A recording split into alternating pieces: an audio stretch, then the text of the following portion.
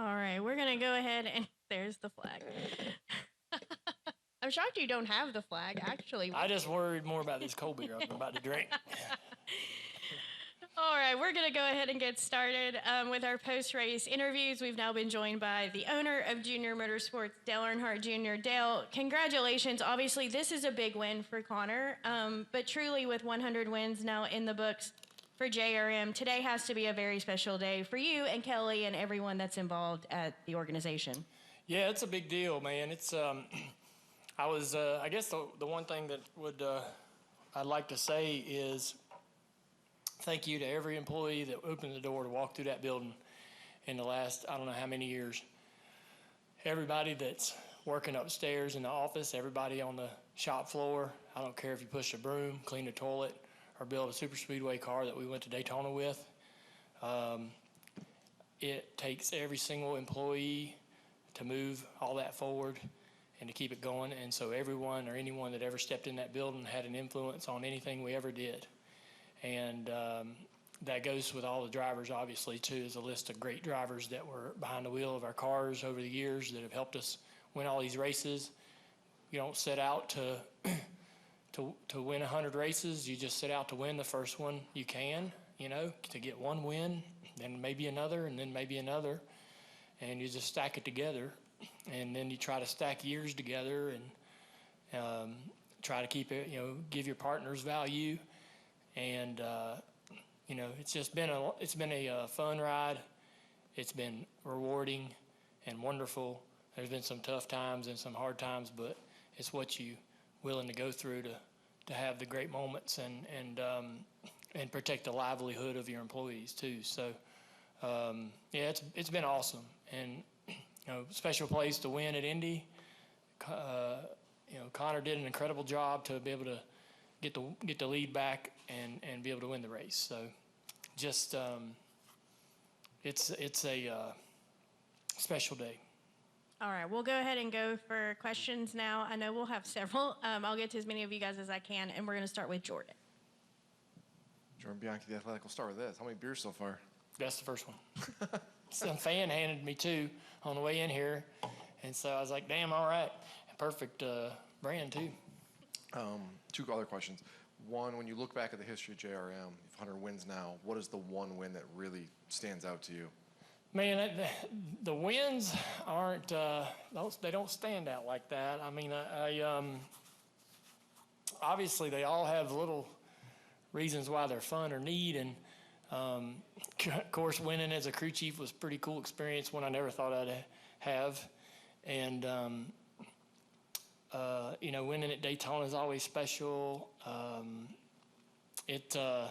It's fun when we're all there together, so Kelly and LW can celebrate. It's tough because they have other responsibilities that at times are prioritized, and I do too. Like next weekend, I got a family thing, and they got a son they're taking all over across the country to race and try to grow him up. And so there's times when we can't all be there, and but there's some, some good moments.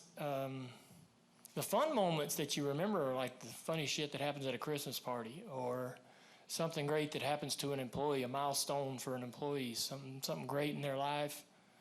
The wins all kind of blur together, but, it's kind of, there's some other things, I guess, I don't know that we don't expect to win, but it's the unexpected things that happen are the ones that stick in your memory, And some of that stuff's always mostly off the racetrack stuff.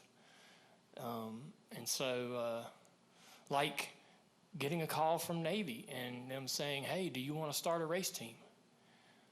Buying that first car. That was a DEI car that Paul Menard had raced somewhere, and we took it to Homestead, and Mark McFarland drove it, and he wouldn't run up against the wall in the straightaway, and I cussed at him the whole race, and we run 18th or 20th, and probably as good as we were going to run. I remember all the times trying to dig and get our car to run in the top 10 and calling up Brad Keselowski. And Brad, when I called Brad, I'm calling Brad thinking he just drove that car at Memphis, that truck. Y'all remember that? Almost won the race, got spun out. And I'm thinking everybody in the world's calling Brad. And I called him thinking, I bet somebody bigger or better has already called him to ask him to drive for him. And I remember calling him thinking, man, I hope he'll say yes. And he, of course he did. And he helped us keep our cars in one piece so we could build them better and get them where they run good enough for him so he could get us to victory lane. And, I remember all that stuff more than specific wins. But I do appreciate some of the rare ones, like driving my own car at Richmond. Anytime, like McMurray got in our car once at Atlanta. Funny story, I left the track that morning. I was going to the car show at Charlotte Motor Speedway because I had my eye on the 67 Camaro I wanted to buy that was there, that I'd seen the day before, and I made my mind up I was going to go buy it. And I left the track, and he wins the race, and I could see him on TV mouthing to Tony Sr., "Where's Dale Jr.?" when he got out of the car. And I was like, holy shit, I feel terrible. I'm not there. But I bought the Camaro. Those are the things that I remember. And it's been a fun road. Hopefully we'll have some more memories. I know we're right in the middle of what I think we can do as a company, so we got many more things to accomplish. Connor has a series best 5 wins now. He's got, 8 straight top 5 finishes. Is he ready for the Cup Series? I guess. Sure would love to have him one more year, but, I don't know with how different the Xfinity car is versus the Cup car. You can learn some racecraft and some judgment and decision making in any car, right? The Truck Series or the Xfinity Series, but he's got to get behind the wheel of that next-gen car to really understand what it does differently, because it drives differently, feels differently, independent rear suspension, how the air gets to the back of the diffuser. It's the only NASCAR stock car with a diffuser on it. So he needs to understand how all that works, and the only way to do it is to get behind the wheel. So, it's probably too expensive to dilly-dally and run him in 10 or 15 races a year for a while to sort of get his feet wet. Just might as well jump right on in there. So I understand the process, and I don't know when or how they'll plan to announce his future, but I think we can all see the writing on the wall. And honestly, I think that kid has potential to do incredible Hall of Fame worthy things. And I'm glad he's driving our car. I'm glad that Junior Motorsports and all the folks that are working there will forever be woven into the fabric of his story, and he's woven into the fabric of ours. I think that's really neat. So that's the best part, I think, about everything we do, is seeing drivers, mechanics, crew chiefs, engineers, employees, even marketing, PR, doesn't matter, seeing those people get called up to a Cup team and go work for a large Cup organization and be successful and stand on a championship stage one day. That's really neat that we can be that sort of place where they can pave that road for themselves, So. Go ahead.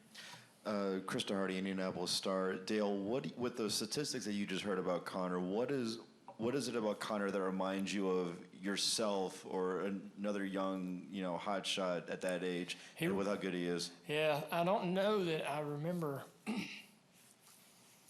The only thing I think it's close to is probably Jeff Gordon or Jimmy Johnson. So he might be even more of a comet, sort of a rare. He might be even more rare than that. Because I don't know, man, if y'all get a chance to spend time around him, you'll realize how mature he is, and I think there's probably a lot of parents in the room that would be amazed at his level of maturity at 18 years old.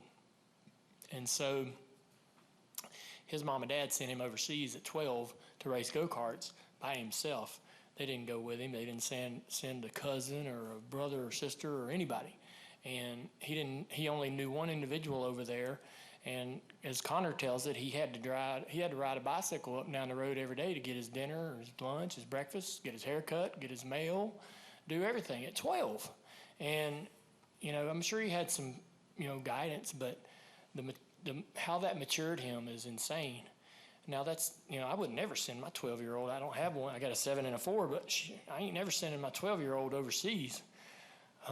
Even if I knew it would turn out great, I just couldn't make myself, bring myself to do it. But, it's whatever, there's something that has positioned him in such a way that's very unique. And in terms of his maturity and his ability to understand the moment, to make the mature decision. Now, he makes mistakes, and we've seen him do that. But, when it comes down to it, it's pretty impressive to see him work. And, I just feel like we're on the front end. We're all kind of on the front end of witnessing this really incredible career. So it's almost whatever he wants to do. With 100 wins is special. Getting your 100th at the Indianapolis Motor Speedway is special. Do you find that there's any additional emphasis on it being special, given that this is the 30th anniversary of your father's win here? Oh, yeah, I didn't think about that. That's pretty neat. I was worried that they were going to go to Iowa and win, and I had a family thing. And so that's what I was worried about. I told the guys last night, I said, y'all are going, if y'all don't win today, you're going to Iowa with seven spark plugs instead of 8. Because I can get the Watkins Glen, so I didn't want them to win next weekend. It's the first time we've ever going to send a car to the racetrack and not want it to win. But it's pretty neat. Just real fortunate that we had a great race car. Saw it immediately when the green flag dropped. Connor drove up through the field. They had a little balance issue. They worked on it, and then when Connor, he needed to fire off at the end and get the job done and get the lead back, he was able to do it. Good race car, smart driver. He timed his run, got him up off of turn 2 perfectly, and got the help he needed from Sam Mayer. Sam pushed the 54 past him, the couple last 4. I'm like, what in the hell? But, I'm like, what's going on? Are they buddies? Sam did drive for us once.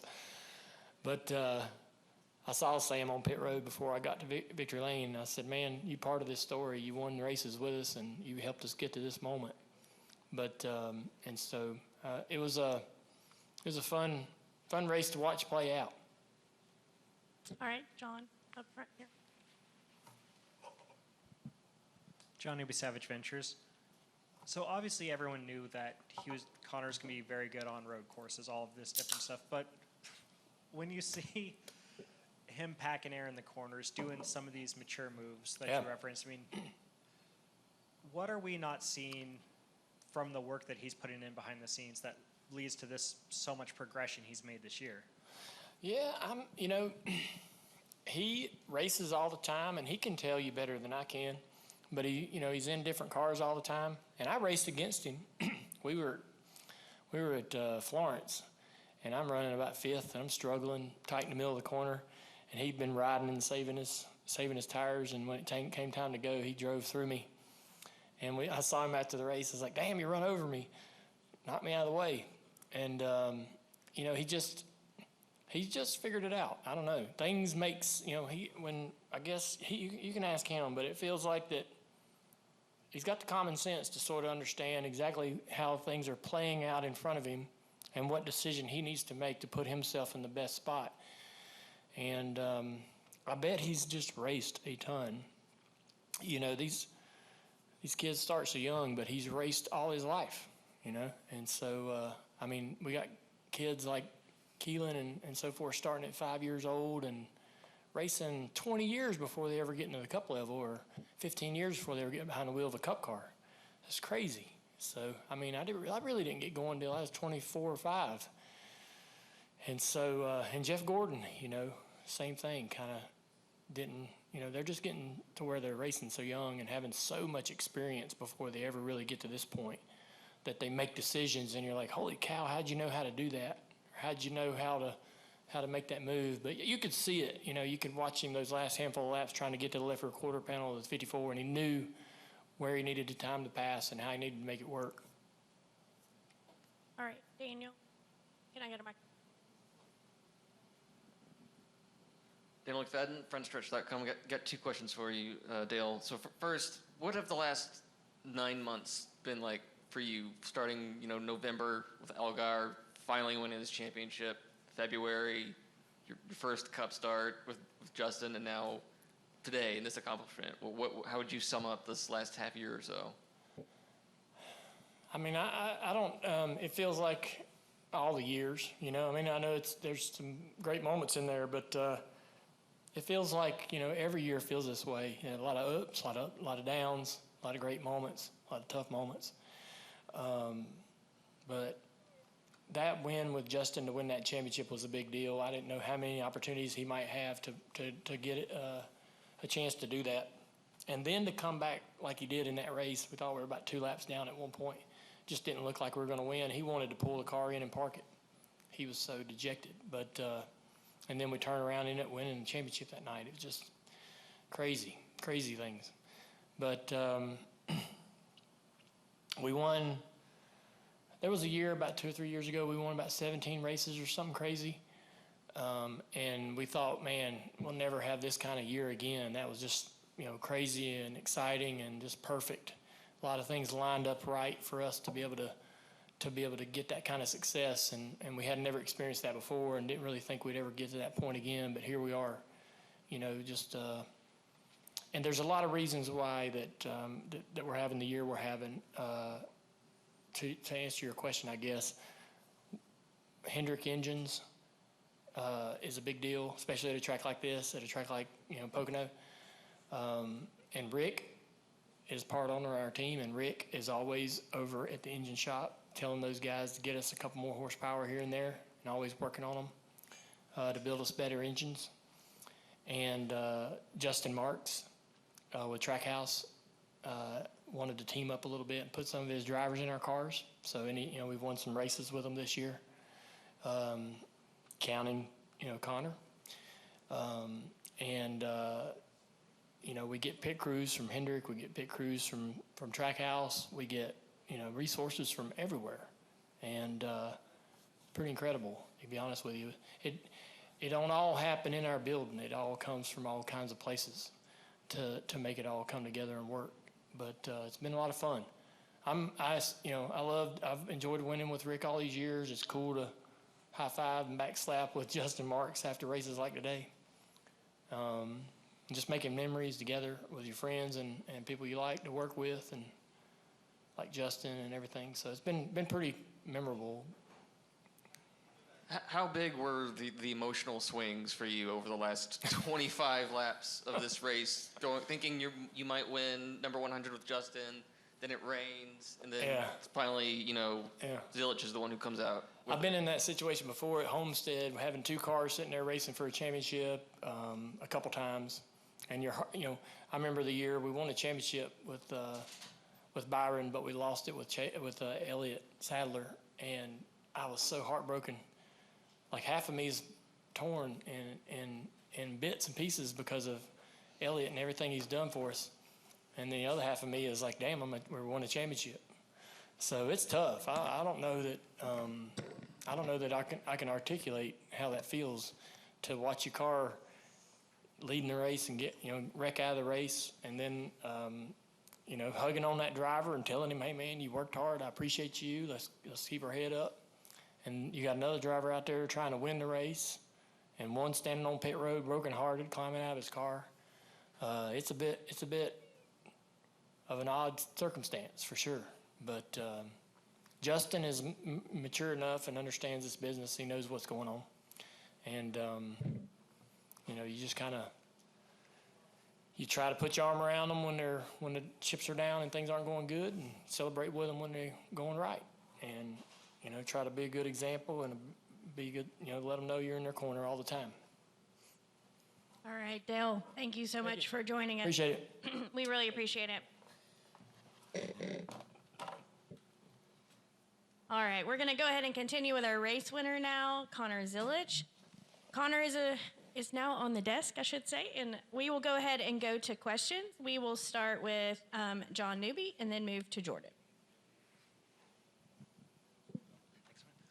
John Newby, Savage Ventures. So I asked Dale this a couple minutes ago. He said you're better prepared to answer this. And so I'm curious, the moves you made, we knew that you'd be good on road courses. We knew that there'd be different progression you'd make throughout the season. But knowing when and where to pack air on Taylor's, car, when to make those moves, when to time those runs, what are you doing behind the scenes that we're not seeing in terms of making yourself progress like that?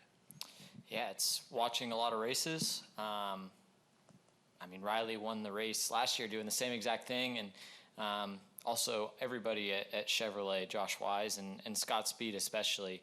I've sat with them in a room and watched races and just studied for countless hours, and I wouldn't know as much as I do today without them. I wouldn't be as good as I am today without them. I wouldn't be the person I am today without them.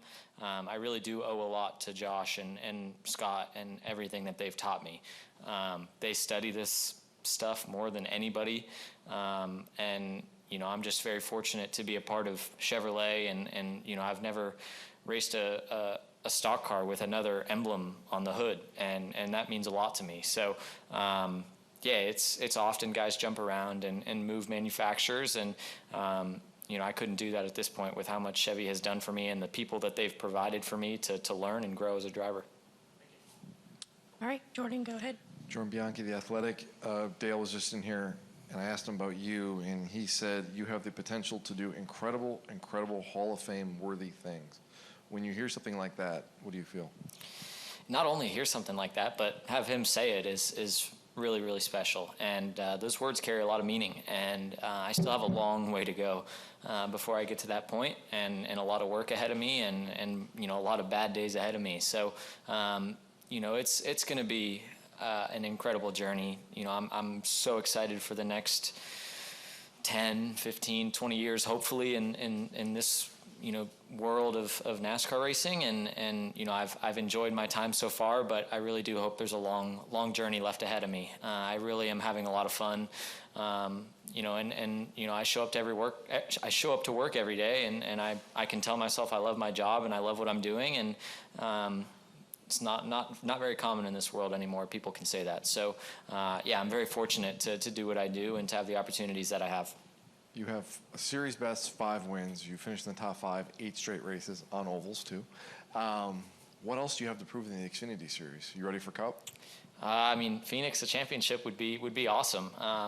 For my team. My team deserves it, man. They've put in a lot of work, and we have worked our butts off to get to where we are right now, and have 6 wins on the 88 car and 5 wins being mine. So a title would be awesome, but if we don't end up winning the title come November, our season's not a failure. This has been an incredible season, but with that being said, I really do want to race for a championship and get these guys what they deserve. All right. John, did you have a question?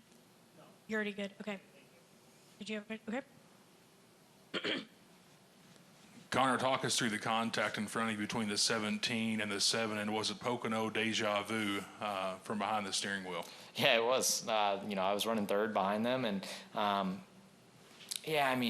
these cars. Kyle doesn't race these cars every week, so when someone puts it on your door in a Cup car, the guy on the outside gets tight, and when you get someone to put their car on your door in the Xfinity car, the guy on the inside is suspect to spinning out, and when you don't race every week, you kind of just build habits, and Justin could have left him a little more room, and Kyle probably could have backed it up or drove it in deeper to get clear, but those moments happen, and I feel bad that it took Justin and Kyle out of the race. It would have been really cool to see Justin win 100 races with JRM. Obviously, he has the most wins in JRM history, I'm pretty sure, and I know it would have meant a lot to Dale and Mr. H and everybody at Junior Motorsports to be able to do that, but we won regardless, and it's really cool to get that 100 win for them. Keselowski, Elliott, Dale Jr., Allgaier, they've all won, but you took home the 100th win as another addition to your season. What does that mean to you and for an organization as popular and well-known as Junior Motorsports? It's incredible. Not a lot of words to describe the feeling. I've been a part of this team for less than a year, and I've got 6 wins with JRM in, I think, 24 races. So, a quarter of the races I've run, I've won, which is a stat that is pretty hard to imagine. And if you told me that July last year, I would have called you crazy. So, yeah, I don't really have words to describe how cool it is to win 100, the 100th race for JRM. I know it means a lot to Dale, Kelly, LW, Mr. H, everybody that works at the shop. This one's definitely special for them. I've been a part of the team for, like I said, just under a year, and even in the time that I've been with the team, I've learned to love the people, and it's just been an awesome journey. And just be glad you won here at Indy, because if you were going to Iowa, you're going to have 7 spark plugs, is what Dale Jr. said. I know. He told me that. He said I don't get eight spark plugs if I win, if we didn't win this week. So I'm glad we got it done. Connor, Krista Hardy, Indianapolis Star. Obviously, a NASCAR championship is the one thing you're going to be focusing on, and you can't predict the future, but after that goal is reached, where do you see possibly your next goal coming up in your career? Could it possibly be here in the month of May? I would love to race in the Indianapolis 500. I grew up watching that race on TV, and in my opinion, it's the biggest race in the world, and as a race car driver, you want to win those races. So, I would love to get the opportunity to do that. I don't know when the opportunity would come or how it would come or who I'd race with, but obviously with Kyle doing the double, it's possible, but there's a lot of implications. It's a very hard thing to pull off, but if I were to have a bucket list, it would certainly be on it. All right, go ahead. Connor Zilisch, this is Andrew Kim for Speedway Media. 8 years ago, William Byron, who drove for Junior Motorsports, became the youngest Xfinity winner here at Indy at 19 years, 7 months, and 22 days. Based on the records, you have also become the youngest Xfinity winner here at 19 years and 4 days. You talked about how significant it was winning here at Indy, and also talk about that, and also being the youngest winner here at the track. Yeah, it's really cool. I feel like I've had a lot of people tell me, you're breaking this record, that record, and it's really cool, honestly. I appreciate, the fact that I'm able to do that. I'm young enough to do that. But my goals are much higher than, what I'm doing here on Saturdays. I want to be like, a Hall of Famer in the sport. I want to do great things. I want to leave the sport better than I found it. I still have a long journey ahead of me, but to be the youngest driver to kiss the bricks is, certainly a really cool feeling. But I have a lot of dreams and goals that I want to achieve, and these are only a fraction of them. All right. Connor, Tim Haley of Eat My Ink. Did you, wow, I just blanked out. It's okay, we can come No worries. Scott Speed. It's great to hear his name come up again after a long time. Well, how did you get hooked up with Scott? Scott helps all the Chevrolet development drivers, and as a big part of that, and he'll tell you, but he enjoys helping people more than he enjoys the thrill of driving at his age. And for someone to be like that and to give up what they love to help others is really cool. And he's been a big part of my growth and journey, and the driver and person I am today to this point. And I definitely owe him a lot. All right, go ahead, Reed. Reed Spencer with the NASCAR Wire. All 6 of your Xfinity wins have come in your Xfinity debuts on the respective tracks. Do you think you have a special gift for being able to adapt quickly to changing circumstances like that, or is it more the work you're doing behind the scenes? I think it's a mix of both. I don't want to discredit my work and the effort I put in before I go to the track every week, but I'll tell people all the time that some people have it and some people don't, and I'm very fortunate that I was born with whatever the gift is of being able to drive a race car fast. But with that said, I there's no driver that can. There's a lot of talented drivers in this series, right? And to set yourself apart, you have to do the work. And I show up to every track, and I know exactly where I'm going to lift. I know exactly where I'm going to brake, and I make sure I know what I'm doing before I go to the racetrack. And with simulators these days, when I show up to a track, I feel like I've already driven on it before. So yeah, I'm very fortunate to have a lot of tools around me and people around me that help me prepare for these moments. All right, go ahead. Nathan Brown, Indy Star. Connor, I wanted to follow up on something that Chris asked you a couple minutes ago on your goal or dreams or hopes of one day racing in the Indy 500. I know you've got a lot on your plate, potentially heading to the Cup Series as soon as next year and everything you want to accomplish there. Would you envision, hoping to run in the 500 once you get your feet settled in Cup sometime down the road? Is that something you would love to do whenever an opportunity might come about? What are your thoughts on, kind of balancing your hopes in Cup and something like that might come about with an Indy 500 ride?